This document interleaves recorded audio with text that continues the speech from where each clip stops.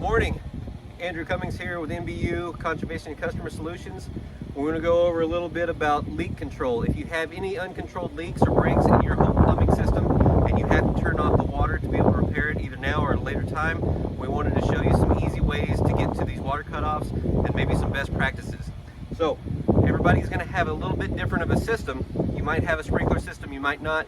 Depending on how old your house is, you might have this setup, which is a very typical setup. We have it above ground, so it's nice and easy to see. But you might also have an older one, or maybe just a non-traditional one. So we have a blue box here, and we have a small green box. If you look over there to our neighbor, you might also not be actually able to see your boxes. They may be covered in mud, grass, or dirt. With the amount of rain that we've had, there's a really good chance that your meter boxes may be full of water and or ice. So just be aware of that. Also, when you do find them, make sure when you put your finger in the hole, if you have to get it open, try to use a tool to get it open. Sometimes there's critters that like to hide in here, fire ants, scorpions, snakes, things like that. So be very careful when you're opening these guys up. But once we've identified a leak, if you see a leak in your house, either it's an outside pipe, maybe something in your sprinkler system, we're going to look for the meter boxes in between property lines, kind of close to the road. Not always. If you have a non-traditional setup, it might be in an alleyway if you have that, or it might be condensed if you're in more of kind of an apartment or a condo situation. So once we found these meter boxes, I'm going to show you here. We have two. You have your main meter boxes, which are going to have your meter in it, your MBU meter. This is going to be where we can turn it off, but last ditch effort. We want to try and turn off everything before that. So in this box, like I said before, these are full of water. We've had a significant amount of rain, so these may be full. You might have to take a cup, or if you have a bilge pump or a toilet pump, to pump that water out to get to the cutoff. But you can see here down below the water, there's a linear yellow ball valve right here. This is non-typical. Like I said, most people will have a gate valve, which we'll show that here in a minute, but if you have a ball valve like this, we're just going to lift it up to where it's perpendicular with the pipe. That should cut the water off. If you have a sprinkler system, you're going to have an identical setup about 6 inches to the side, and you can isolate just your sprinkler system if need be. Now let's look over here.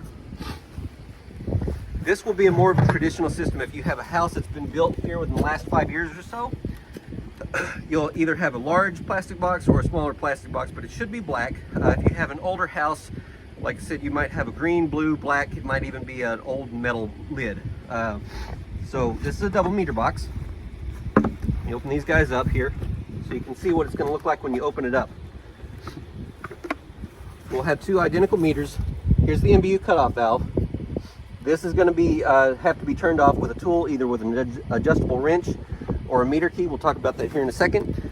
But immediately after the box, you're going to have a customer cutoff valve. It's going to be generally in a small green round box. When you open it up and you look down, it's going to look very similar to a wagon wheel type handle. Very similar to what you would have on the side of your house with, say, just a hose spigot. If you've identified which side the leak is on, say if this was your home and then this was your irrigation meter, you would literally just turn it off. I've turned this one on, so it takes quite a bit of turning. As long as it turns easy, you're good. If you have any kind of resistance, just be really careful. Sometimes it could be frozen. In that case, let's go to the next option. So if we grab this guy and he was pretty tight, we could go to an irrigation backflow or your house cutoff. Home cutoffs could be anywhere, say in the garage, potentially on the outside of the home, near your water heater, possibly even near a water softener if you have that. That might be a way to get your water off as well. Last ditch effort, if none of that works, if you can't find these valves, they're buried really deep, this is our last ditch effort right here. So, like I said, a meter key or even an adjustable wrench, whatever you can get around this knob right here.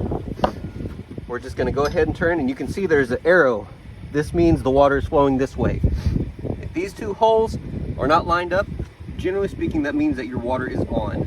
So to turn it off, we're just going to grab that nub, righty-tighty.